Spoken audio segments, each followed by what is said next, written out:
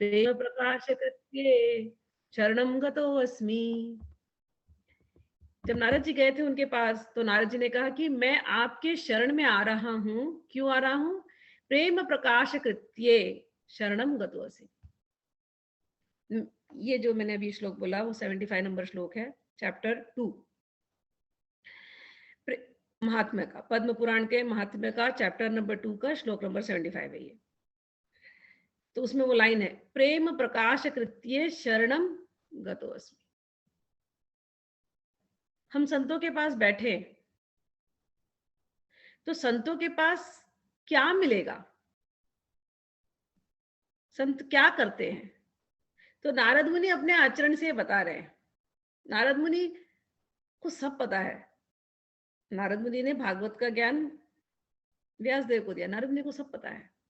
लेकिन फिर भी ये जो चरित्र है नारद मुनि का और सनकादियों का, ये हम लोगों के लिए है, टू गेट अ लेसन, कि संतों के पास जब जाए तो क्या मांगे। नारद मुनि क्या करें? प्रेम प्रकाश कृत्ये, कि आप कृपा करके प्रेम का प्रकाश कीजिए। आप कृपा करके प्रेम का प्रकाश कीजिए। नॉर्मली लोग संतों के पास जाते हैं मांगने के लिए, अपनी इच्छाएं मांगने के लिए। गुरुजी कुछ बता दीजिए, हमारा नौकरी लग जाए। गुरुजी कुछ बता दीजिए, बिजनेस बढ़ जाए। गुरुजी कुछ बता दीजिए मेरा बच्चा पास हो जाए। गुरुजी कुछ बता दीजिए, हमारी बीमारी दूर हो जाए। गुरुजी कुछ ऐसा कोई मंत्र है क्या, कुछ दे दीजिए। हमारे ग्रह इस समय खराब चल रहे हैं, शनि राहु केतु सब कुंडली में गलत जगह पर बैठे हैं, गुरुजी कुछ बता दीजिए कोई अनुष्ठान। लोग ये मांगने के लिए संतों के पास जाते हैं। लेकिन ये बहुत छोटी सी मांग है और ये बहुत नाशवान मांग है, ये खत्म हो जाएगी। अरे संत आपके जीवन को बदल सकते हैं। संत आपको अविनाशी से मिला सकते हैं। संत आपको ऐसी धन संपदा शांति जो आप ढूंढ रहे हैं दे सकते हैं, जो अविनाशी है, जो कभी समाप्त नहीं होगी। तो ये जो प्रकरण है कि नारद मुनि जा रहे हैं और नारद मुनि बहुत ही हम्बल होकर के, नारद मुनि के जब हम चरित्र पढ़ेंगे कथाओं में आएगी तो उसमें और कुछ कुछ नारद मुनि के बहुत अच्छे अच्छे गुण हैं, उसके ऊपर हम तब कथा में चर्चा करेंगे। लेकिन नारद मुनि वेरी हम्बली जाकर के इन सनत कुमारों से कह रहे हैं कि प्रेम प्रकाश कृत्य, हे हे महानुभव, मेरे अंदर उस प्रेम का प्रकाश कीजिए। उस प्रेम के प्रकाश के लिए मैं आपके शरण में आया हूं। तो ये हमारे लिए सीख है कि जब हम संतों के पास जाएं तो यही कोशिश हो कि संत से हम वो सीखे कि भगवान से हम प्रेम कैसे कर सकें, भगवान की भक्ति हम कैसे कर सकें, प्रेम लक्षणा भक्ति का उदय हमारे अंदर कैसे हो। ये कोशिश करनी चाहिए, ये प्रयत्न करना चाहिए। इस जो लीला में मेन बात ये अंदर अपने डालने का प्रयत्न कीजिए। ठीक। और एक बात उन्होंने कही थी कल कि ये जो भागवत जो हम पढ़ रहे हैं, ये साराति सार है, सभी का सार है, वेदों का सार है। एक सेकेंड, चलिए। ये जो वेद है, मुझे फिर से रिक्वेस्ट आई है कि रिकॉर्डिंग थोड़ा लेट शुरू हुआ है, फिर से शुरू करना है। चलिए मैं फिर कर देती हूँ, ज्यादा कुछ मिस नहीं हुआ है। मैं कल का ही जो रिपीट है वही बात कर रही थी। 2-3 चीज फिर से रिपीट कर देती हूँ, शायद भगवान की इच्छा है सबकी, सब लोग फिर से सुन लीजिए। जितनी बार सुने उतनी बार कम है ना। नारद के लिए हम लोगों ने विशेषण दिया है विरक्ता नाम शिरोमणि, विरक्तों के जो शिरोमणि। और इनकी मुलाकात किससे हुई है? इनकी मुलाकात हुई है साधु भूषण सनकादियों से। साधु भूषण कौन होते हैं? है ना, जो जिनकी साधुता ही उनका आभूषण है। एक विशेषण, एक अंडरस्टैंडिंग, एक डेफिनेशन, कि जिनका जीवन में साधुता क्या होती है? अच्छी गुड क्वालिटीज, परोपकार की भावनाएं, सत्य में जो हमेशा सत्य पर ध्यान रखते हैं, सत्य आचरण करते हैं, सत्य संकल्प होते हैं, सब उनकी साधुता के भूषण, साधुता उनका जीवन है। वेरी करुणामयी, लोगों के लिए पर दुख दुखी, दूसरों को हेल्प करने के लिए तत्पर, भगवान में जिनका मन हमेशा रहता है, ये सब साधु के गुण होते हैं, अच्छे गुण होते हैं। गीता पढ़ेंगे तो साधु के गुण उसके अंदर बहुत एक्सप्लेन किए गए, दया उनमें होती है। तो जिनका साधुता ही जिनके जीवन का आभूषण है, वही साधु भूषण है। या जो साधु, अन्य साधु जिनको देख करके इंस्पायर होते हैं और उनको अपना आभूषण बना लेते हैं, तो वो साधु भूषण है। तो नारद मुनि इस समय सनकादियों के पास जा रहे हैं। खुद नारद मुनि अपने आप में विरक्त है, लेकिन फिर भी वो सनकादियों के पास जा रहे हैं, क्योंकि वो उनके आभूषण बना करके रखा है। दोनों क्वालिटीज, सनकादि खुद में आपस में साधु का जीवन है और नारद मुनि उनसे इंस्पायर होते हैं। तो ये यहाँ पर चल रही है और ये कथा आनंद घाट पर हो रही है। सब लोग वहां आए हैं, पूरा तीर्थ वहां इकट्ठा हो गए हैं और हम सब भी वहां इकट्ठे हैं। और सारे जितने गंगा नदी है और सारी नदियां वहां पर जो भी हम है, जिनको हम प्रार्थना करते हैं, सारी की सारी नदियां वहां पर आ गई हैं। सब लोग वहां पर बैठे हैं। और कल जब चर्चा कर रहे थे हम लोग, तो हम लोग यहाँ पर आए थे कि ये जो भागवत कथा है, ये सभी वेद पुराणों का सार है। कल हम लोगों ने इस पे चर्चा की थी कि वेद पुराणों का ये सार भागवत कथा है। उसके ऊपर एग्जाम्पल्स भी दिए गए थे कि जैसे ईख के अंदर रस होता है, उसकी खांड बनती है, खांड ही उसका सार है, गुड़ गुड़ ही उसका सार है। अगर किसी को भी ईख को, शुगर को, केन को एंजॉय करना है तो गुड़ एंजॉय कर ले या उसका रस पी ले, तो उसको मेहनत करने की जरूरत नहीं है। फिर एग्जाम्पल दिया था कि जैसे ट्रीज हैं, ट्रीज का जितना न्यूट्रिशन है वो रूट से निकलता है, उसके बार्क में जाता है, ट्रंक में जाता है, फिर उसके फल में आता है। तो सारा न्यूट्रिशन है यदि, और स्वाद, दोनों स्वाद, रस और न्यूट्रिशन अगर किसी को लेना है तो उसको बार्क खाने की जरूरत नहीं है, उसको लीव्स खाने की जरूरत नहीं है, वो केवल फल खा ले तो उसको मिल जाएगा। तो ये जो है भागवत, ये फल है। और दूध का एग्जाम्पल लिया गया था कि दूध के अंदर घी होता है, घी उसका सार है। तो भागवत घी के समान है, ये उसका सार है। हमारे कहते हैं वेद पुराण, एक और एग्जाम्पल है ये, वेद पुराण स्मृति श्रुति, जो भी आगम निगम, इतने सारे शास्त्र, इतने सारे बुक हैं हमारे यहाँ, है ना। तो ये सब है ना एक सागर के जैसे हैं।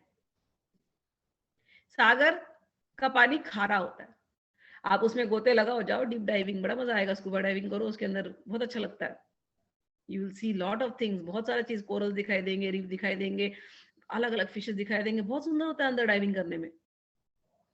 तो डाइविंग करोगे तो बड़ा अच्छा लग रहा है, लेकिन क्या सागर आपकी प्यास को बुझा सकता है? इतना बड़ा सागर, अगर प्यास लग गई तो सागर तो प्यास नहीं बुझा सकता, क्योंकि पूरा पानी खारा है। हाँ, एंटरटेन अच्छा कर सकता है सागर, नो डाउट, बड़ा अच्छा लगता है, बड़ा मनोरंजक लगता है उस जगह, सागर के किनारे जाओ, मन शांत, बहुत अच्छा लगता है सागर। तो वेद पुराण इतिहास जितने बुक्स हमारे यहाँ लिखे गए हैं, वेद व्यास ने लिखा है, वो सब उस सागर के समान है। गोते लगाओ तो बड़ा आनंद आएगा आपको, लेकिन वो प्यास को नहीं बुझा सकते। लेकिन इसी सागर से जब पानी इवापोरेट होकर के जब क्लाउड्स बन जाता है, और वो क्लाउड्स उस पानी को मीठा करके वर्षा के रूप में कहीं ना कहीं गिराते हैं, कोई कोई जगह पे शावर होती है, तो शावर, जब वर्षा की जब बरसात गिरती है, तो एक तो ठंडक पहुंचाती है, बड़ा अच्छा लगता है, और प्यास को भी उपजाती है, सारी नदियों को भर देती है। तो यही सागर का पानी, उतना सागर का पानी इवापोरेट होता है, फिर वो मीठा बन करके आता है, मीठा बन करके नदियों में आता है, नदियों में आता है और फिर आपके प्यास को बुझाता है और तन मन की शांति हो जाती है, लेकिन खारापन निकल गया होता है। तो ये जो वेद पुराण शास्त्र जितने बुक्स हैं, वो उस खारे समुद्र के समान है। ये जो मेघ है, जो क्लाउड्स है, वो संत के समान है, और संत के मुंह से जो निकला है वाणी, वो वर्षा के समान है, और वो वर्षा आपको तृप्त कर देगी। एक महाभारत में एक यक्ष प्रसंग है, जहां पर युधिष्ठिर जी का और यक्ष का प्रश्न होता है, प्रश्न उत्तर होता है, उसमें बहुत सारे क्वेश्चन आंसर्स है। तो उसके एक संवाद में यक्ष ने चर्चा इसी पर हो रही थी कि अनेकों श्रुतियां हैं, अनेकों स्मृतियां हैं, तो सही ज्ञान कैसे मिले। तो युधिष्ठिर जी ने जवाब दिया है, धर्म का रहस्य, धर्म के अंदर जो छुपा रहस्य है वो कैसे प्राप्त हो, क्योंकि धर्म तो बहुत है, हर बुक अपना एक धर्म बता रही है और हर गुरु के पास जाओ वो अपना एक धर्म बता रहा है। Very confusing topic, very big topic and very confusing topic. धर्म, धर्म के नाम पर प्रपंच होते हैं, धर्म के नाम पे पाखंड होते हैं, धर्म के नाम पे लड़ाई झगड़े हो जाते हैं। धर्म, धर्म मुक्तिदायक भी है, तो धर्म को समझा कैसे जाए। युधिष्ठिर जी का जवाब था, श्रुतियों विभिन्ना स्मृति अपि च विभिन्ना, कि श्रुतियां अलग अलग हैं, स्मृतियां भी सही बात है अलग अलग है। न एको मुनियस्य वच प्रमाणम, कि मुनि लोग जो बोल रहे हैं अपने अपने मनन से, अपने अपने अनुभव से, उन्होंने भी कुछ कुछ बोला है, तो मुनियों के जो ज्ञान है वो भी नवच प्रमाणम, वो भी अपने आप में पूरी तरह से प्रमाण जैसे नहीं है। कई बार बहुत लोगों के बातें कन्फ्लिक्टिंग नजर आएगी, बहुत संप्रदायों की बातें कन्फ्लिक्टिंग नजर आएगी।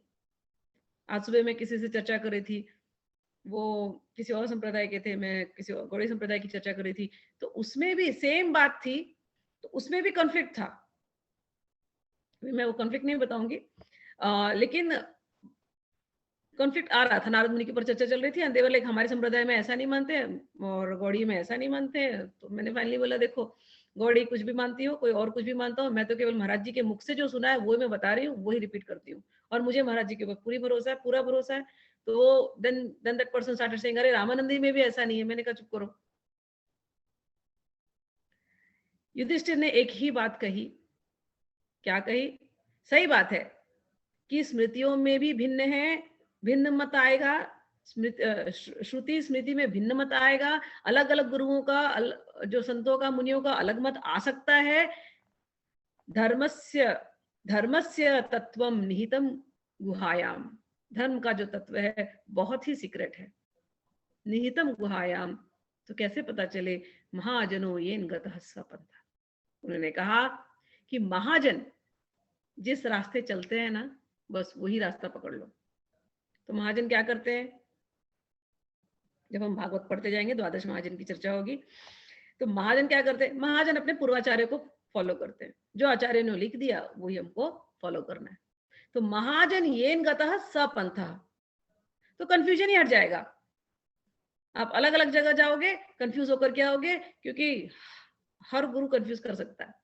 लेकिन महाजन येन गतः स पंथा, नारद मुनि महाजन है, सनकादि महाजन है, इन्होंने जो बोल दिया ये पंथ है, अब कोई कंफ्यूजन नहीं होगा। ठीक, तो अलग अलग गुरुओं को अब फॉलो करने की, सुन लिया आपने, पहले सुन लिया, लेकिन रियल गुरु क्या बोल रहे हैं, रियल नारद मुनि क्या बोल रहे हैं, रियल सनकादि क्या बोल रहे हैं, ये अब आपके सामने प्रकट हो गया है। बस इसको चुपचाप से फॉलो करो, तो आपको जो चाहिए वो मिल जाएगा। कोई कंफ्यूजन, और बिना कंफ्यूजन का, there won't be any confusion. तो कल उन्होंने कहा था, आप लोग याद करेंगे, सनकादियों ने कहा था द्रव्य यज्ञ होता है, तपो यज्ञ होता है, योग यज्ञ होता है, ज्ञान यज्ञ लोग करते हैं, ये सब कुछ आपको केवल स्वर्ग तक ले जाएगा। लेकिन ये जो भागवत है, इसको शुक आदि सभी महानुभावों ने, शुक भी महाजन है, सुखदेव भी महाजन है, व्यासदेव भी महाजन है, इन्होंने इसको अनुभव किया है। और यदि तुम इसको फॉलो करोगे तो तुम्हारे तीनों चीज, भक्ति, ज्ञान और वैराग्य, ये तीनों पुष्ट हो जाएंगे। तो इतनी इसकी महत्ता कल बताई गई थी। तो संतों के पास हम जाएं, तो संतों के पास किस लिए जाएं, प्रेम प्रकाश कृत्य शरणो गतो अस्मि, हे जब संतों से प्रार्थना कीजिए कि हमारे अंदर प्रेम का प्रकाश हो। तो यहाँ हमने कल कहा था, और उसके बाद हमने आई थिंक पेज नंबर 32 पर एंड किया था, सदा सेव्या श्रीमद् भागवती कथा यस्याः श्रवण मात्रेण हरिश्चित्तम समाश्रयेत्। आज हम लोग आगे चलते हैं, श्लोक नंबर 33, अध्याय नंबर 3, पद्म पुराण का महात्म्य। आप लोगों को मैंने वो स्क्रीनशॉट्स भेजे हैं। चलिए आगे क्या कहते हैं आज। श्लोकार्धम श्लोकपादम वा नित्यद भागवतोद्भवम पठस्य स्वमुखेनैव यदच्छिसि पराम गतिम। क्या कहते हैं महाजन, कहते हैं यदि आपको परम गति की इच्छा हो तो अपने मुख से श्रीमद् भागवत के आधे अथवा चौथाई श्लोक का भी नित्य नियम पूर्वक पाठ कीजिए। सिंपल। ओमकार, गायत्री, पुरुष सूक्त, तीनों वेद, श्रीमद् भागवतम, ओम नमो भगवते वासुदेवाय, यह 12 अक्षर मंत्र, 12 मूर्तियों वाले सूर्य भगवान, प्रयाग, संवत्सरूप काल, ब्राह्मण, अग्निहोत्र, गौ, द्वादशी तिथि, तुलसी, वसंत ऋतु और भगवान पुरुषोत्तम, इन सब में बुद्धिमान लोग वस्तुतः कोई अंतर नहीं मानते हैं। इसके दो अर्थ होते हैं। Some people follow all this. आप लोग, कुछ लोग जानते हैं, कुछ लोग नए ज्वाइन किए हैं, कुछ लोगों ने कभी सुना नहीं है, शायद ये पहली बार सुन रहे हैं। तो कंफ्यूज होने की बात नहीं है। बहुत लोग आकर के बोलेंगे आप ये कर रहे हैं कि नहीं, वो कर रहे हैं कि नहीं। कंफ्यूज होने की बात नहीं है। अरे आप भागवत पुराण पढ़ रहे हैं ना, दैट्स इट। ये मैं नहीं बोल रही हूँ ना, ये तो सनकादि बोल रहे हैं। इनमें भेद करने की जरूरत नहीं है। कोई केवल ओम नमो भगवते वासुदेवा करता होगा, कोई बात नहीं है, वो भी is as equal to Bhagwat श्रवण। कोई लोग एकादशी द्वादशी तिथि जो है ना प्रॉपर फॉलो कर रहे हैं, आप नहीं कर रहे हो, कोई बात नहीं है। आप भागवतम का रोज आधा श्लोक पढ़ रहे हो, दैट्स इट। आधा क्या, चतुर्थ 1/4 पढ़ रहे हो, दैट्स इट। कहने का अर्थ है अगर आप सब कर रहे हो बहुत अच्छी बात है, नहीं कर रहे हो केवल इतना कर रहे हो, आधा श्लोक पढ़ रहे हो, चतुर्थ श्लोक पढ़ रहे हो, दैट्स इट।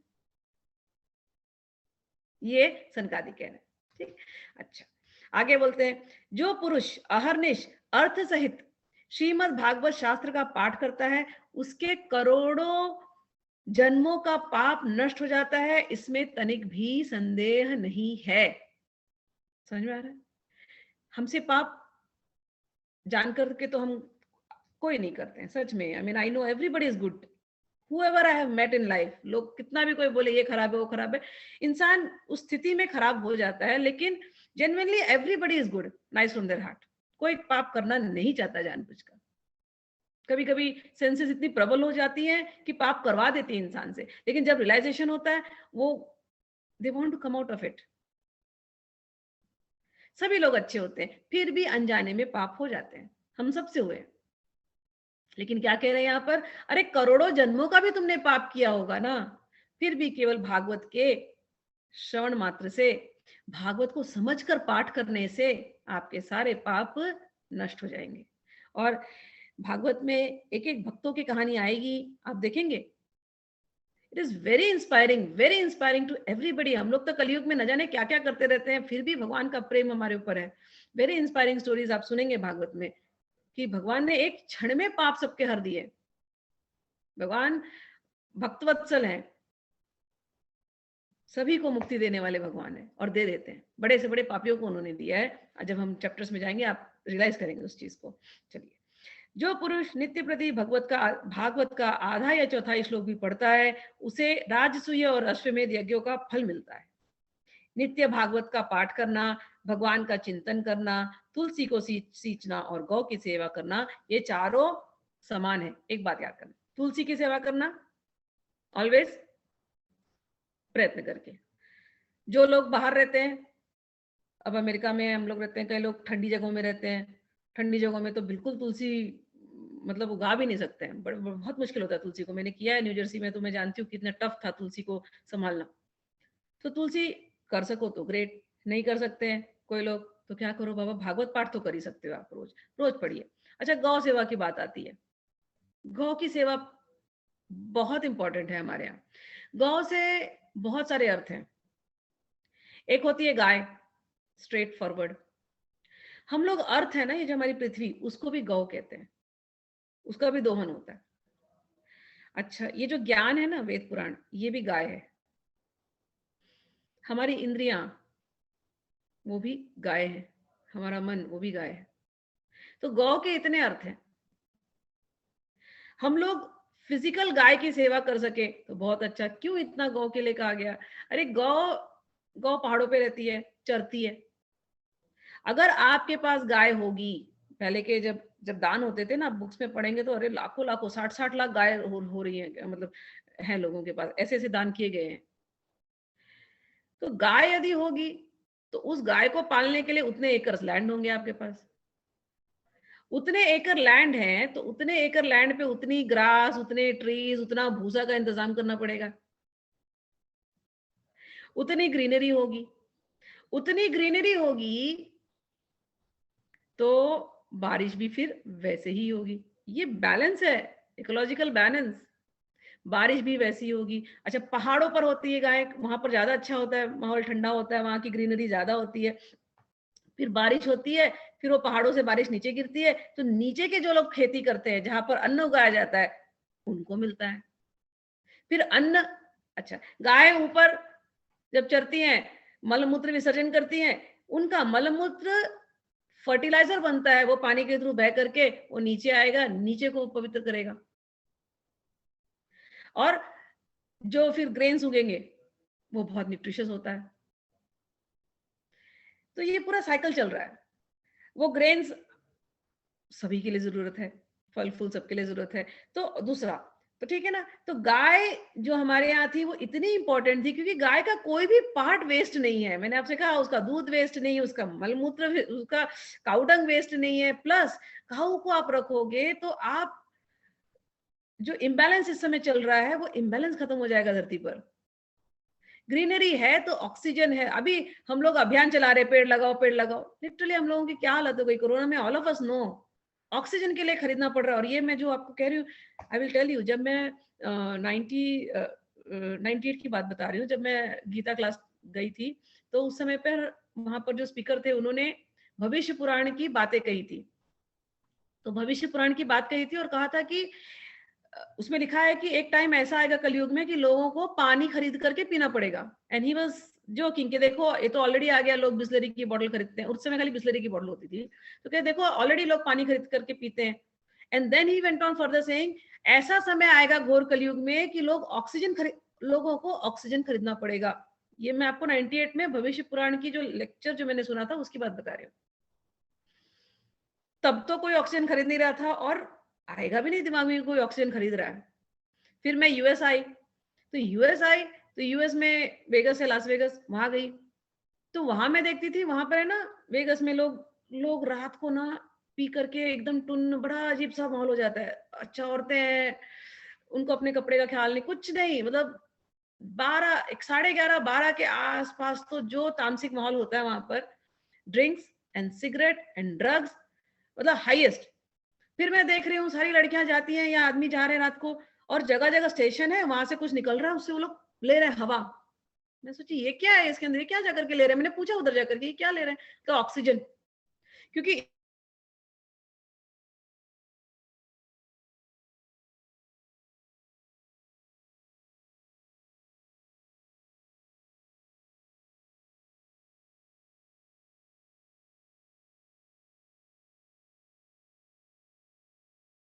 अब 2021,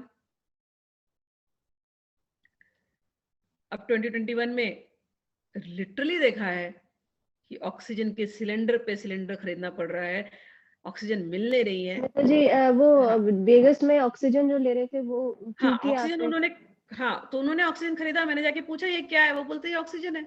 तब उस दिन मैंने, मुझे याद आया मेरे गुरु की वाणी और भविष्य पुराण की भविष्यवाणी कि लोग ऑक्सीजन खरीदेंगे, तो मुझे लगा अच्छा ऐसे ऑक्सीजन खरीदेंगे।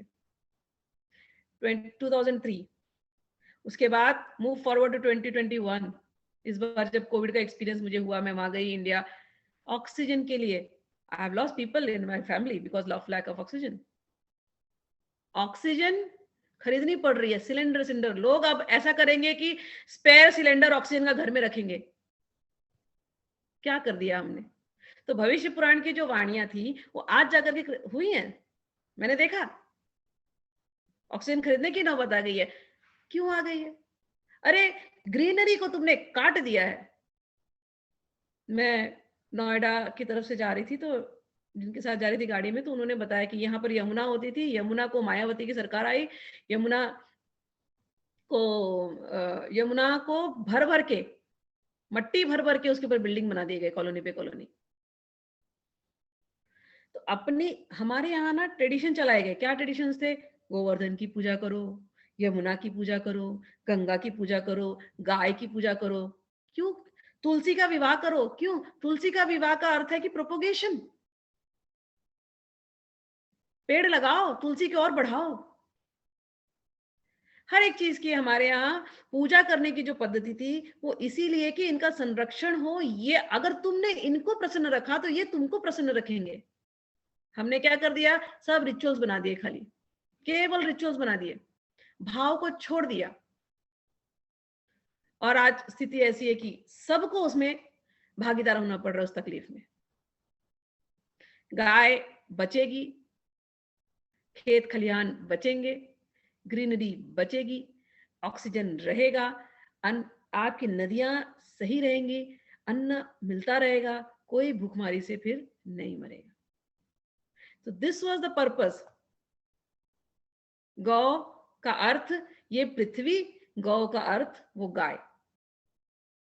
अच्छा, आप लोग गायदान, आप अभी सब लोग तो मेट्रोज में रह रहे हैं, ज्यादातर लोग ऊंचे ऊंचे मेट्रोज में, जहां गाय दिखाई भी नहीं देती है। तो वी हैव कम सो फार, हमको पता ही नहीं है गाय का वैल्यू हमारे जीवन में है नहीं। पैकेज दूध ले लेते हैं, पी लेते हैं, पैकेज चीज ले लेते हैं, पैकेज घी ले लेते हैं, सब हमको गाय की वैल्यू खत्म हो चुकी है, इसलिए हम कनेक्ट नहीं कर पा रहे इस चीज से।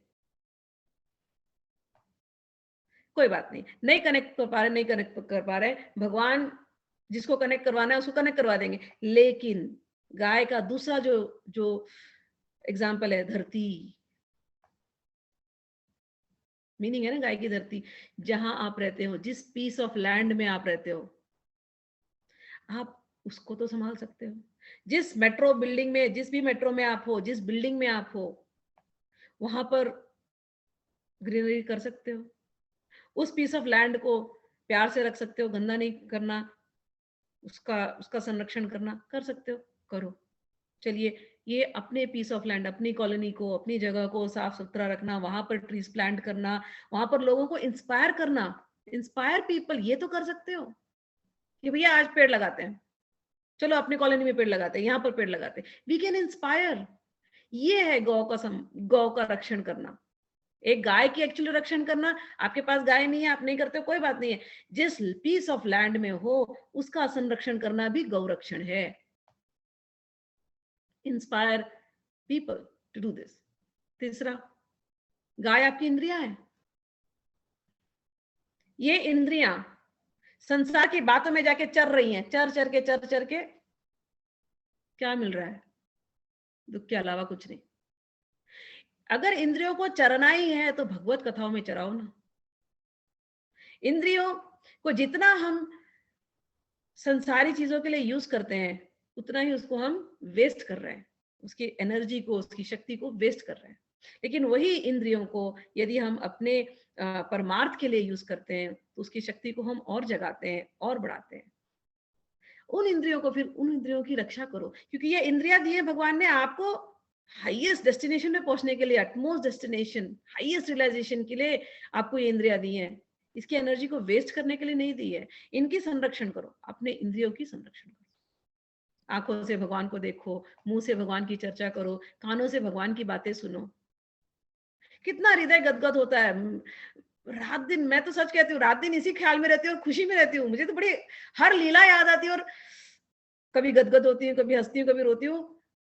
बड़ी अंदर से बहुत बहुत ज्यादा प्रसन्नता होती है। और यही संसार की बातों में थोड़ी देर बैठ गई हूँ, कभी कभार बैठना पड़ा तो होने के बाद ऐसा लगता था, अरे बाप रे सर दर्द हो रहा है, अरे बाप रे कहाँ बैठ गई थी।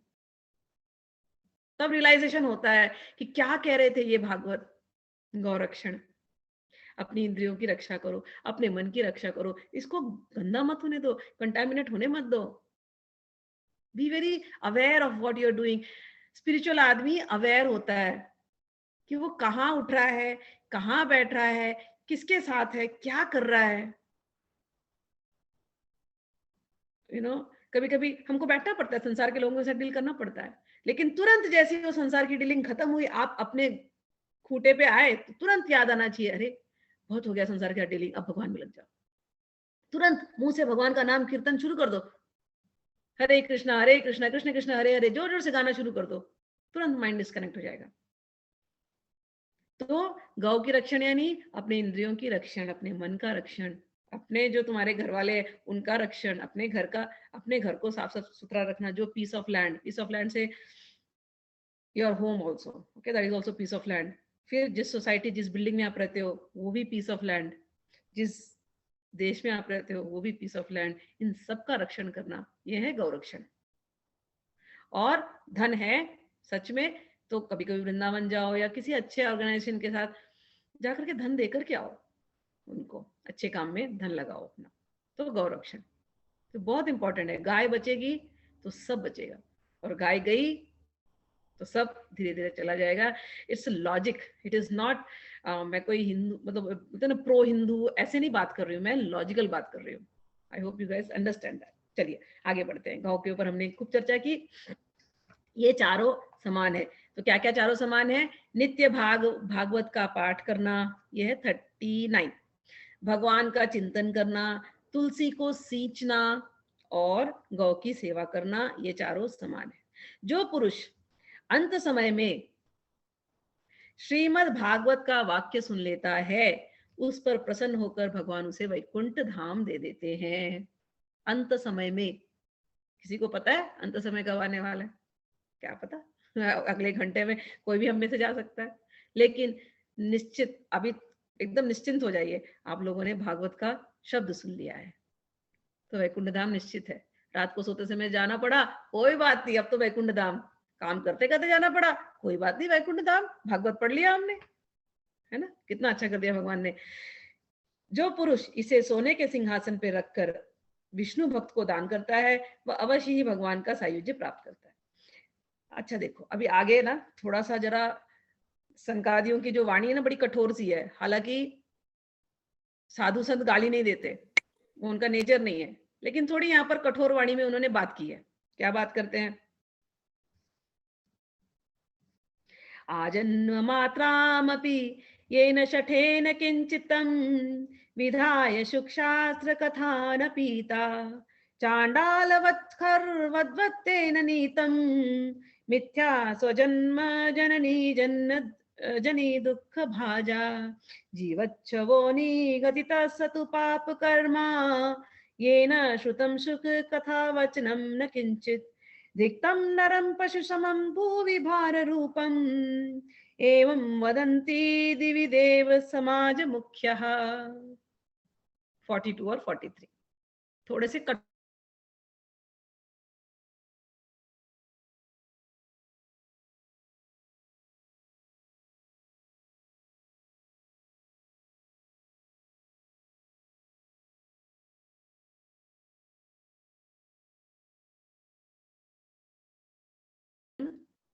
चांडाल थोड़ा सा जैसे, हाँ, थोड़ा सा आपने जहाँ थोड़ा से सा स्टार्ट भी किया। रस स्वादन नहीं किया जिसने भागवत अमृत का, कह रहे हैं उसने तो अपना सारा जीवन चांडाल और गधे स्मिता के, जी, हाँ 42 43 42 43 फिर से बोल देती हूँ। चलिए, आजन्म मात्रमपि येन शठेन किंचित् चितं विधाय शुकशास्त्र कथा न पीता चांडालवत्खर्वद्वत्तेन नीतं मिथ्या स्वजन्म जननी जनी दुःख भाजा जीवच्छवने गदिता स तु पाप कर्मा येन श्रुतं सुख कथा वचनं न किंचित् धिक्तं नरं पशु समं भुवि भाररूपम् एवं वदंती दिवि देव समाज मुखिया।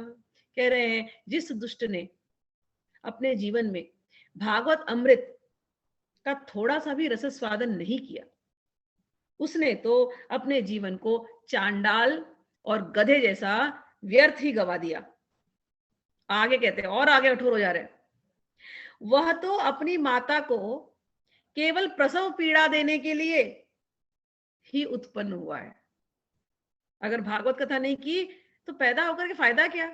जानवर की तरह तो आपने जीवन जिया। ये शब्द को अर्थ यही है। चांडाल और जो गधा, गाली मतलब ऐसे लग रहा है कि कठोर शब्द है, लेकिन वो इसलिए याद दिलाने के लिए, झकझोरने के लिए कि क्यों अपने जीवन को जानवर की तरह बिता रहे हो। बड़े मुश्किल से प्रसव पीड़ा से तुम निकले हो, माँ को तुमने बहुत तकलीफ दी, अब मनुष्य जन्म मिला है तो इसको मत बिताओ गधे की जैसे, है। तो प्रसव पीड़ा को पहुंचाने के लिए ही उत्पन्न हुआ है। जिसने इस सुख शास्त्र को थोड़े से भी वचन नहीं सुने, वह पापात्मा तो जीता हुआ ही मुर्दे के समान है। तो जीवन किसको कहते हैं, जीता हुआ किसको कहते हैं? जीता वो है जो भगवान नाम ले रहा है, भगवान की लीलाएं सुन रहा है, भगवान का भजन कर रहा है, वो जीता हुआ व्यक्ति है। जो भागवत कथा श्रवण कर रहा है वो जी रहा है, अन्यथा तो सब मर रहे हैं। हर पल हम मर रहे हैं ना। मैं हमेशा ये प्रश्न पूछती हूँ, आर वी लिविंग और are we dying? Tell me. Did I, जो भी मेरी उम्र है, आज 40 प्लस हो गए हम लोग, तो 40 प्लस ईयर्स मर गए कि 40 प्लस ईयर्स जी गए? अब पीछे का जो गया वो तो गया ना, तो मर गए। आगे जी रहे हैं, अरे नहीं, मृत्यु की तरफ अग्रसर हो रहे हैं। तो रियलिटी ये है, क्षण क्षण में मर रहे हैं। हाँ, तो जीरा कौन है? अरे जो भगवान का नाम ले रहा है, वो जो भागवत अमृत अमृत का जो स्वादन कर रहा है, वो अमर है। तो जीता वही है जो भगवान का नाम लेता है, और जो भगवान के नाम से विमुख है वो मरता है, वो मर रहा है। अच्छा, आगे बोलते हैं, पृथ्वी के भार स्वरूप उस पशुतुल्य मनुष्य को धिक्कार है। या यो स्वर्गलोक में देवताओं में प्रधान इंद्रादि कहा करते, इंद्रादि जो स्वर्गलोक तक पहुंच गए, वो बोलते हैं, अरे मनुष्य योनि मिली है, लेकिन देखो जी कैसे रहे हैं, गधे की जैसे, सुअर की जैसे जी रहे हैं लोग। वही चार चीज के पीछे, वही कामा वासना में लिप्त है। ये अपने जीवन को कहाँ ले जा सकते हैं, मनुष्य जीवन को? लेकिन देखो, इनको बड़े सरलता से इस कलयुग में भगवत कथामृत मिल चुकी है, लेकिन ये इसको ले नहीं रहे हैं, केवल माता को प्रसव पीड़ा दे रहे हैं बस। क्या इन्होंने अपना जीवन बर्बाद किया रॉयली। तो ये है, तो ये कठोर शब्द इसलिए कहे गए हैं कि जगाने के लिए, जागो। अच्छा, संसार में श्रीमद् भागवत की कथा का मिलना अवश्य ही कठिन है, ये बात भी सच है। जब करोड़ों जन्मों का पुण्य होता है तभी इसकी प्राप्ति होती है। नारद जी, आप बड़े ही बुद्धिमान और योग निधि हैं। आप प्रयत्न पूर्वक कथा का श्रवण कीजिए। इससे सुनने के लिए दिनों का कोई नियम नहीं है। Any time you can start. इसे तो सर्वदा ही सुनना चाहिए, हमेशा हमेशा रोज सुनना चाहिए। अच्छा, आगे एक जो बात कहते हैं, श्रद्धेन ब्रह्मचर्येण सर्वदा श्रवणं मतम् अशक्त्यवात् कालौ कलौ बोध्यो विशेष अत्र शुक्राज्ञया। कि सुनने की जो है, रोज सुनना है, इसको नियम कोई नहीं है, लेकिन आगे कहते हैं, इसे सत्य भाषण और ब्रह्मचर्य पालन पूर्वक सर्वदा ही सुनना श्रेष्ठ है। किंतु कलयुग में ऐसा होना कठिन है, इसलिए इसकी सुखदेव जी ने जो विशेष विधि बताई है वह जान लेनी चाहिए। कलयुग में बहुत दिनों तक चित्त की वृत्तियों को वश में रखना, नियमों में बंधे रहना और किसी पुण्य कार्य के लिए दीक्षित रहना कठिन है। इसलिए सप्ताह श्रवण की विधि है। श्रद्धा पूर्वक कभी भी श्रवण करने से अथवा माघ मास में श्रवण करने से जो फल होता है, वही फल श्री सुखदेव जी ने सप्ताह श्रवण में निर्धारित किया है। मन के असंयम, रोगों की बहुलता और आयु की अल्पता के कारण तथा कलयुग में अनेकों दोषों की संभावना से ही सप्ताह श्रवण का विधान किया गया है। तो कुछ बातें क्या की, मन के संयम, रोगों की बहुलता और दोषों की संभावना। तो ये सारे लिमिटेशंस हैं कलयुग के। मन नहीं लगता, थोड़े दिन सुनेंगे भागवत, फिर अरे रोज वही सुन रहे हैं, मन हट गया, है ना। या शरीर साथ नहीं दे रहा है तो हम ध्यान से सुन नहीं पा रहे हैं।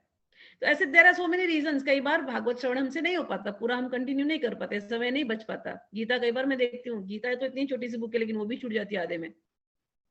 सबके रीजंस होते हैं। तो गीता छूट जा रही है तो ये तो बहुत बड़ा बुक है ना। तो इसके लिए तो बहुत पेशेंस चाहिए। किसी कारणवश छूट जाती होगी तो उसके लिए कहा गया कि भैया तुम्हारी छूट गई तो तुम एक हफ्ते में इसको पढ़ लो, कोई बात नहीं। अच्छा, लोग करते हैं, एक हफ्ता का भी हम लोगों ने किया है। एक हफ्ते का जो पाठ पठन होता है ना, वो ज्यादा रिचुअलिस्टिक नहीं, खोला है इसको, गुरुओं को याद किया है और पढ़ना शुरू किया गुरुओं के सामने। तो सुबह से बैठते थे, हमारा पूरा ग्रुप था यूएस में, है अभी भी कुछ जो लोग हैं इसमें, कुछ लोग हैं। तो यूएस में हम लोग सुबह शुरू करते थे 7-8 बजे से पढ़ना, फिर साथ में बैठ करके पढ़ते थे, फिर घर चले जाते थे। सब औरतों को काम होता था घर पर, फिर घर आते थे, फिर घर पर भी रात 11 बजे तक पढ़ते रहते थे। सब लोगों ने 1 हफ्ते में किया था। तो इट इज पॉसिबल, 1 हफ्ते में भी किया जा सकता है, 1 महीने में भी किया जा सकता है, और आप 1 साल में इसका आराम से अपने आप से पारायण कर सकते हैं। 12 ही स्कंद है इसके अंदर, रोज एक हर महीने का 1 स्कंद पढ़िए, 12 स्कंद आपका 1 साल में हो जाएगा। तो करना चाहिए, ठीक है। तो सप्ताह श्रवण की उनको दिया गया है जिनके पास रियली लैक ऑफ टाइम है, वो बैठ ही नहीं सकते हैं, बहुत ही अनकंट्रोल्ड माइंड है, वेरी रेस्टलेस है, उनको सप्ताह श्रवण की बात कही गई है। आप लोग बहुत अच्छे लोग हैं, please do not get carried away कि मैं केवल सप्ताह का करूंगा। नहीं नहीं, हम लोग रात्रिक पारायण नहीं कर रहे हैं, हम लोग सात्विक पारायण कर रहे हैं। जो हमको मिले वक्त उसमें हमको करना है, और रोज करना है, आधा श्लोक।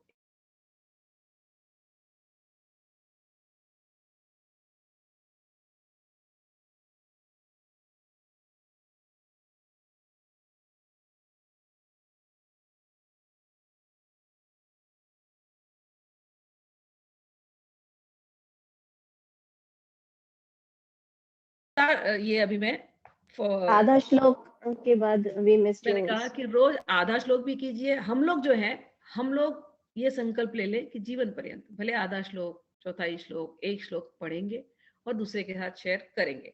हम लोग सप्ताह वाली में न जाए, करना अच्छी बात है, बट आई एम सेइंग कि बहुत प्रेम से इसका श्रवण करना है। तो हम लोगों को प्रेम हमारा लक्ष्य है, तो प्रेम के लिए हम रोज पढ़ने का संकल्प ले, जीवन पर्यंत पढ़ने का संकल्प ले। तो भगवान इस संकल्प को, ये शुभ संकल्प होता है, भगवान इसको जरूर ब्लेस करेंगे। चलिए, जो फल तप, योग और समाधि से भी प्राप्त नहीं हो सकता, वह सर्वांग रूप में सप्ताह श्रवण से सहज ही मिल जाता है। सप्ताह श्रवण यज्ञ से बढ़कर है, व्रत से बढ़कर है, तप से कहीं बढ़कर है, तीर्थ सेवन से तो सदा ही बड़ा है, योग से बढ़कर है, यहाँ तक कि ध्यान और ज्ञान से भी बढ़कर है। अजी, इसकी विशेषता का वर्णन कहां तक करें? आगे पूछते हैं, शौनक जी पूछते हैं, सूत जी, यह तो आपने बड़े आश्चर्य की बात कही।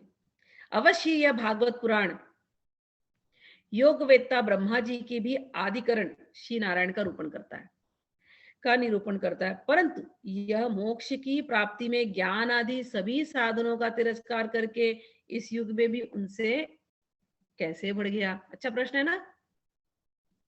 क्या कह दिया कुमारों ने कि योग, ज्ञान, तप ये सब अपनी जगह पे है, इनसे ऊंचा भागवत श्रवण है, भागवत अमृत श्रवण है। अरे ये कैसे ऊंचा हो गया? केवल कथाएं सुन सुन के? ये बात तो सही है, इसके अंदर नारायण का निरूपण है, सब कुछ है, और ब्रह्मा जी ने खुद इसको बोला है, तो ब्रह्मा जी ने बताया है, तो ब्रह्मा तो नारायण जी के बारे में बहुत बात की है, लेकिन केवल श्रवण मात्र से ये आप कैसे बोलते हैं? Can you please throw light on this? प्रकाश कीजिए।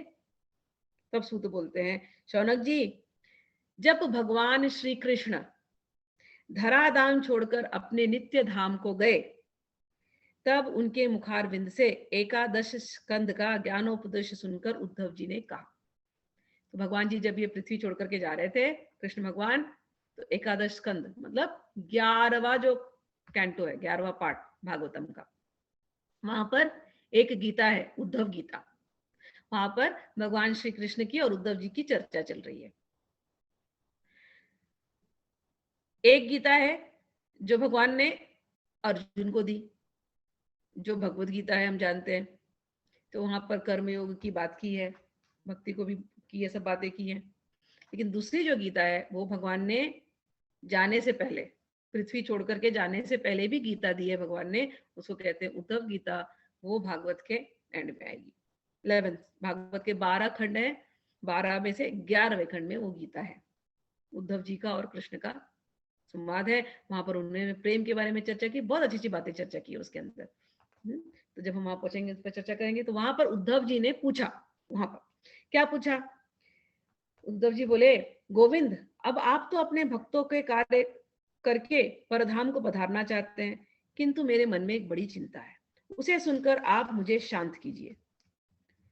अब घोर कलिकाल आ रहा है ऐसा समझिए, इसलिए संसार में अनेक दुष्ट प्रकट हो जाएंगे, उनके संसर्ग से जब अनेक सत्पुरुष भी उग्र प्रकृति के हो जाएंगे, तब उनके भार से दबकर यह गौ रूपिणी पृथ्वी किसके शरण में जाएगी? देखो यहाँ पर पृथ्वी को क्या कहा गया? गौ रूपिणी, गौ की रूप, गाय की रूप। यह पृथ्वी कहाँ जाएगी? जब बहुत दुष्ट आ जाएंगे। अरे ऐसा कलयुग का प्रभाव होगा कि जो अच्छे लोग हैं, सात्विक लोग हैं, वो भी इन दुष्टों के हाथ रहते रहते उनकी भी प्रवृत्ति कई बार दुष्ट जैसी हो जाएगी। और ऐसा होता है, आप अच्छे होते हैं लेकिन आप ऐसी जगहों पे जाके बैठो जो लोग अच्छे नहीं है, थोड़ा प्रभाव तो आपको भी पड़ेगा ही पड़ेगा। तो ऐसा अगर हो गया तो ये जो पृथ्वी है उसकी दशा तो खराब हो जाएगी। तो ये पृथ्वी कहाँ जाएगी? किसके शरण में जाएगी? हे कमल नयन, मुझे तो आपको छोड़कर इसकी रक्षा करने वाला कोई दूसरा दिखाई नहीं देता। इसलिए भक्तवत्सल, आप साधुओं पर कृपा करके यहाँ से मत जाइए। उद्धव बोल रहे मत जाओ, आप जाएंगे तो सब कुछ खराब हो जाएगा।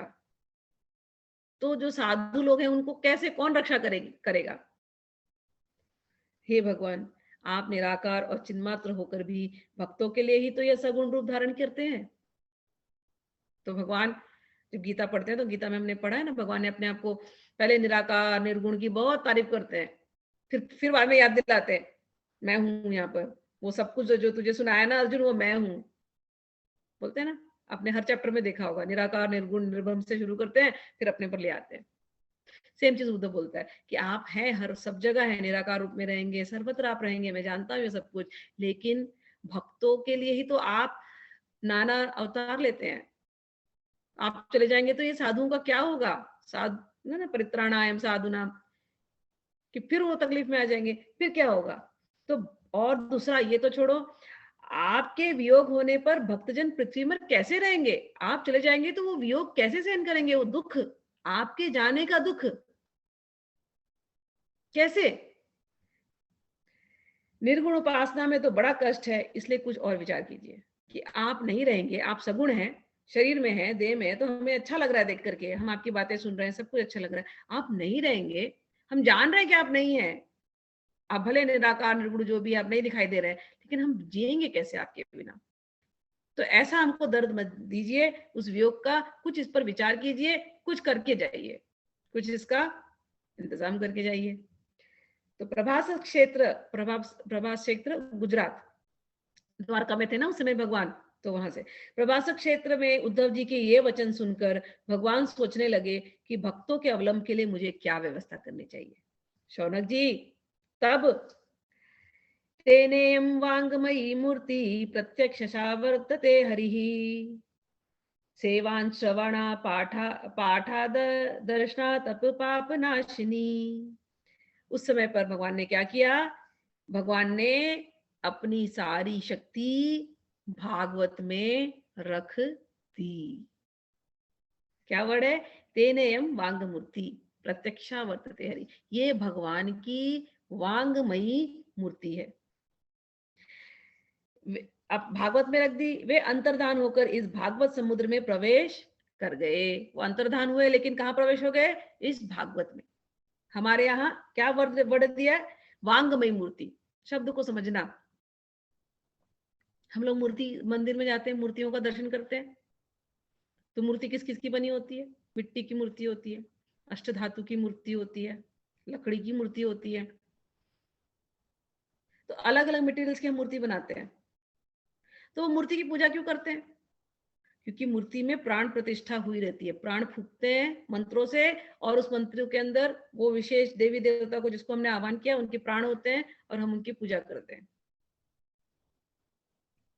ठीक, हमारा ये शरीर है, ये भी मूर्ति है, इसके अंदर प्राण है।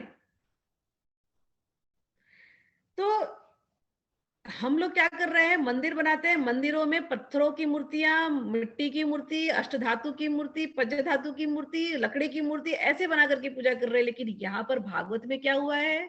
भागवत में तो शब्दों की मूर्ति गढ़ी गई है, और एक एक शब्द में भगवान बसे हुए हैं। भगवान ने अपनी सारी शक्तियों को इन शब्दों में समाहित कर दिया है। ये जो शौनक सूत जी के मुख से निकल रही है, सुखदेव जी के मुख से निकल रही है, व्यास देवी जी के मुख से निकल रहे शब्द, ये शब्द साक्षात भगवान की मूर्ति है। ये शब्दों से मूर्ति को बनाया जा रहा है और ये हमेशा रहने वाली है। लकड़ी की मूर्ति की भी लाइफ होती है, मिट्टी की भी मूर्ति की लाइफ होती है, सबकी लाइफ होती है, लेकिन ये शब्द तो ब्रह्म है, शब्द तो हमेशा रहते हैं, इटर्नल ब्रह्म है। जो आपने शब्द बोल दिए वो तो हमेशा ही रहने वाले। रिकॉर्डिंग का मैकेनिज्म हो तो आप हमेशा, मतलब अभी भी 1940s में अगर किसी कुछ रिकॉर्डिंग है आप सुन सकते हो 1940s की recording, you know this is how he used to speak. हमारी वाणी आज रिकॉर्ड हो रही है, हम लोग चले जाएंगे, अगर टेक्नोलॉजी ऐसी की ऐसी रही तो आज से 100 साल बाद भी कोई रिट्रीव कर सकता है, हमारी वाणी सुन सकता है। और ये जो शब्दमयी मूर्ति है 5000 साल पहले लिखी गई है ना, और वो 5000 साल पहले वाली शब्दमयी मूर्ति आज भी प्रकट हो रही है। तो क्या भगवान ने किया है, कितना अच्छा उपाय निकाला है कि ये मूर्ति कभी मिटने वाली नहीं है। श्रुति श्रवण के द्वारा, श्रवण कीर्तन के द्वारा ये मूर्ति सदा सदैव रहेगी। और अगर कभी लुप्त भी हुई तो भगवान प्रकट होते हैं, फिर से प्रकट करते हैं। भगवान क्या प्रकट होते हैं, भगवान के इतने सारे भक्त प्रकट होते हैं, हर युग में प्रकट होते हैं, सतयुग में प्रकट होते हैं, कलयुग में प्रकट होते हैं, द्वापर त्रेता हर युग में। और इस मूर्ति को ऐसे का ऐसे ही रखते हैं। इसीलिए ये जो आप भागवत पढ़ रहे हो ऑर्डिनरी नहीं है। तेनेयम वांग मयी मूर्ति प्रत्यक्षा वर्तते हरि। इसलिए यह भगवान की साक्षात शब्दमयी मूर्ति है। इसके सेवन, श्रवण, पाठ अथवा दर्शन से ही मनुष्य के सारे पाप नष्ट हो जाते हैं। इसी से इसका सप्ताह श्रवण सबसे बढ़कर माना गया है, और कलयुग में तो अन्य सब साधनों को छोड़कर यही प्रधान धर्म बताया गया है। कलिकाल में यही ऐसा धर्म है जो दरिद्रता, दुर्भाग्य और पापों की सफाई कर देता है तथा काम क्रोध आदि शत्रुओं पर विजय दिलाता है। अन्यथा भगवान की इस माया से पीछा छुड़ाना देवताओं के लिए भी कठिन है। मनुष्य तो इसे छोड़कर कैसे सकते हैं। अतः इससे छूटने के लिए भी सप्ताह श्रवण का विधान किया गया है। सूत जी कहते हैं, शौनक जी, जिस समय सनकादि मुनीश्वर इस प्रकार सप्ताह श्रवण की महिमा का बखान कर रहे थे, उस सभा में एक बड़ा आश्चर्य हुआ। मैं तुम्हें बतलाता हूं, सुनो क्या आश्चर्य हुआ। भक्ति सुतो तो तरुणो गृहीत्वा प्रेमैक रूपे सहसा विरासित श्री कृष्ण गोविंद हरे मुरारे नाथेति नामानि मुहुर्वदन्ति। जब ऐसा महिमा चल रही थी, सूत जी ने कहा, सूत जी शौनक जी को बता रहे थे कि वहां तरुण अवस्था प्राप्त हुए दोनों पुत्रों को साथ लेकर प्रेम रूपा भक्ति बार बार श्री कृष्ण गोविंद हरे मुरारे हे नाथ नारायण वासुदेव श्री कृष्ण गोविंद हरे मुरारे हे नाथ नारायण वासुदेव श्री कृष्ण गोविंद हरे मुरारे हे नाथ नारायण वासुदेव श्री कृष्ण गोविंद हरे मुरारे हे नाथ नारायण वासुदेव। ये गाते हुए भक्ति महारानी मां प्रकट हो गई, उनके दोनों पुत्र प्रकट हो गए, और वो लोग कैसे हो गए थे, पुष्ट हो गए थे, तरुण अवस्था को वो लोग प्राप्त हो गए थे। और सभी सदस्यों ने देखा कि परम सुंदरी भक्ति रानी भागवत के अर्थों का आभूषण पहने वहां पहुंची। मुनियों की इस सभा में सभी यह तर्क वितर्क करने लगे कि ये यहाँ कैसे आई, कैसे प्रविष्ट हुई। तब सनकादि ने कहा, ये भक्ति देवी अभी अभी कथा के अर्थ से निकली है। तो अर्थ सहित कथा पढ़ेंगे, हम सबके हृदय में भक्ति देवी रहेंगी और अर्थ से बाहर निकलेंगी। भक्ति बोली, मैं कलयुग में नष्ट प्राय हो गई थी, आपने कथा अमृत से सींच कर मुझे फिर से पुष्ट कर दिया। अब आप यह बताइए कि मैं कहाँ रहूं। भक्ति ने पूछा कि मैं कहाँ रहूं। यह सुनकर सनकादि थे, नारद मुनि थे, भक्ति वहां पर प्रकट हो गई है, और भक्ति ने सनकादियों से पूछा कि मैं तो कलयुग में नष्ट हो चुकी थी, लेकिन कथा ने मुझे रिवाइव कर दिया, तो अब आप बताइए कि मैं कहाँ रहूं। तो कहते हैं, सुनकर सनकादियों ने कहा, भक्तेषु गोविंद स्वरूप कर्त्री प्रेमैकधर्त्री भवरोगहन्त्री सात्वं च तिष्ठस्व सुधैर्य संश्रया निरंतरम वैष्णव मानसानी। सनकादिक ने बताया, तुम भक्तों को भगवान का स्वरूप प्रदान करने वाली, अनन्य प्रेम का संपादन करने वाली और संसार रोग को निर्मूल करने वाली हो। अतः तुम धैर्य धारण करके नित्य निरंतर विष्णु भक्तों के हृदय में कहाँ निवास करो? विष्णु भक्तों के हृदय में निवास करो। ये कलयुग के दोष भले ही संसार पर अपना प्रभाव डाले, भले कलयुग है, किंतु वहां तुम पर इनकी दृष्टि भी नहीं पड़ सकेगी। इस प्रकार उनकी आज्ञा पाते ही भक्ति तुरंत भगवत भक्तों के हृदय में जा विराजी। तो भले कितना ही घोर कलयुग हो, लेकिन जहां भगवान का सत्संग हो रहा है वहां कलयुग नहीं है, वहां पर सतयुग ही है। जिनके हृदय में, आगे कहते हैं, जिनके हृदय में एकमात्र श्री हरि की भक्ति निवास करती है, वे त्रिलोक में अत्यंत निर्धर होने पर भी परम धन्य है। मीराबाई कहती ना, पायो जी मैंने राम रतन धन पायो। कि भक्त का धन क्या है? भगवान का नाम। कि इसको ना चोर लूट सकते हैं, ना खर्चा करने से खत्म होता है। दिन दिन बढ़े सवायो, ये मीराबाई का पद है। चोर न लूटे खर्च न खूटे, दिन दिन बढ़े सवायो, पायो जी मैंने राम रतन धन पायो। ये निर्धन, हम तो निर्धन नहीं है। जिसके पास भगवान का नाम है उसके पास धन ऐसा है कि रोज रोज 1.25 गुना बढ़ता है, और ना इसको कोई चोर लूट सकता है, ना ये कभी खर्चा होता है, और मल्टीप्लाई होता है। हम कीर्तन करें, तुम कीर्तन करो, देखो नाम मल्टीप्लाई हो गया, है ना। तो क्योंकि कह रहे हैं कि वे त्रिलोकी में अत्यंत निर्धन होने पर भी परम धन्य है, क्योंकि इस भक्ति की डोरी से बंधकर तो साक्षात भगवान भी अपना परम धाम छोड़ करके हृदय में आकर बस जाते हैं। भूलोक में यह भागवत साक्षात परब्रह्म का विग्रह है। हम इसकी महिमा का वर्णन कहाँ तक करें? इसका आश्रय लेकर इसे सुनाने से तो सुनने और सुनाने वाले दोनों को, वक्ता को भी और श्रोता को भी, सुनने और सुनाने वालों दोनों को ही भगवान श्री कृष्ण की समता प्राप्त हो जाती है।